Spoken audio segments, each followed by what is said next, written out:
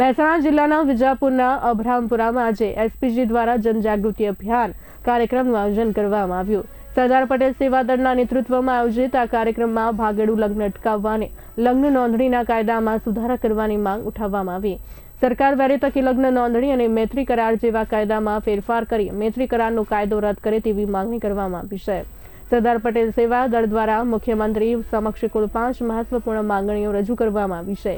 કાર્યક્રમમાં સમાજના શ્રેષ્ઠીઓ, સરપંચો અને આગેવાનો મોટી સંખ્યામાં ઉપસ્થિત રહ્યા હતા। जो आज एसपीजी द्वारा विजापुर तालुकाना अभरमपुरा गामे एसपीजी जनजागृति अभियान कार्यक्रम रखवामां आव्यो छे। आ कार्यक्रम अंतर्गत जे भागेडू लग्नो अटके અને લગ્ન નોંધણીના કાયદાની અંદર સુધારો કરવામાં આવે અને મૈત્રી કરાર જેવો કાયદો તાત્કાલિક રદ કરવા માટે આજનો કાર્યક્રમ છે। વારંવાર છેલ્લા 5 વર્ષથી અમે દરેક વિસ્તારની અંદર કાર્યક્રમો કરીએ છીએ। એ અંતર્ગત આજે વિજાપુર તાલુકાના અભરમપુરા ગામે કાર્યક્રમ કરવામાં આવે છે। આ પ્રોગ્રામ એ આ જાગૃતિ અભિયાન માટે રાખેલો છે કે જે દીકરીઓ ભાગીને લગ્ન કરે છે એના કાયદામાં સુધારો લાવે એના માટે આ આયોજન કરેલું છે। અને આ અમારો મુદ્દો એક જ છે સરકાર સામે કે ભાઈ દીકરીઓ જે 18 વર્ષની દીકરીઓ હોય જે ભાગીને મેરેજ કરતી હોય એ તમે અત્યારે ઘણા બધા કેસ જોતા હોય કે દીકરી 18 વર્ષની થાય અને લગભગ એના 5-6 દિવસ થયા હોય દીકરી ભાગી જતી હોય એટલે આ દીકરીઓને ખોટી ફસાવવામાં આવતી હોય એટલે આ દીકરીઓ નાની ઉંમરમાં ખોટા લગ્ન કરતા હોય એના કારણે જે દીકરીની 18 વર્ષની ઉંમર હોય એમાં ઉંમરમાં વધારો થાય અને 21 વર્ષ કરવામાં આવે। બીજો મુદ્દો કે જે દીકરીઓ ભાગીને લગ્ન કરે તો એના જે રજીસ્ટ્રેશન કરવાનું આવે એ રજીસ્ટ્રેશન એમને ગામની અંદર થાય।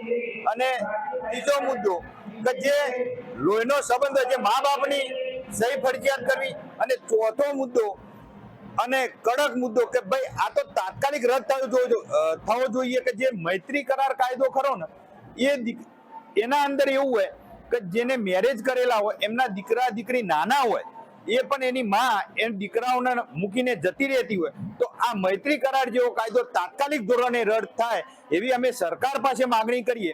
અને જો આ સરકાર આ રીતે અમારી સભાઓથી નહીં માને તો 2015માં જે આંદોલન થયું એ પણ ટૂંક સમયમાં અમે જાહેરાત કરીશું। આજનો અમારો જનજાગૃતિ અભિયાનનો મુદ્દો છે અને જે લગ્ન નોંધણીમાં સુધારા માટેની જે અમારી સરકાર સામે લડત ચાલે છે 4 વર્ષથી છેલ્લા એના માટેનો અમારો પ્રોગ્રામ થઈ રહ્યો છે। અમારા દરેક જિલ્લા તાલુકા વાઇઝ આ પ્રોગ્રામો થતા રહે છે અને અમે સરકારને આના થ્રુ કહેવા માંગીએ છીએ કે જો એ ખાલી સરકાર અમને લોલીપોપ આપે છે, કોઈ કાયદામાં સુધારા લાવવાની કોઈ વાત થતી નથી। કેબિનેટની મીટિંગ થાય છે તો પણ એટલે અમે એવું કહેવા માંગીએ છીએ કે જો સરકાર અમારી વાત નહીં માને તો અમે ટૂંક સમયની અંદર જે 25 ઓગસ્ટ 2015માં જે સ્વરૂપ પાટીદારોએ બતાવ્યું હતું એ સ્વરૂપ અત્યારે અમારી સાથે સર્વ સમાજ છે।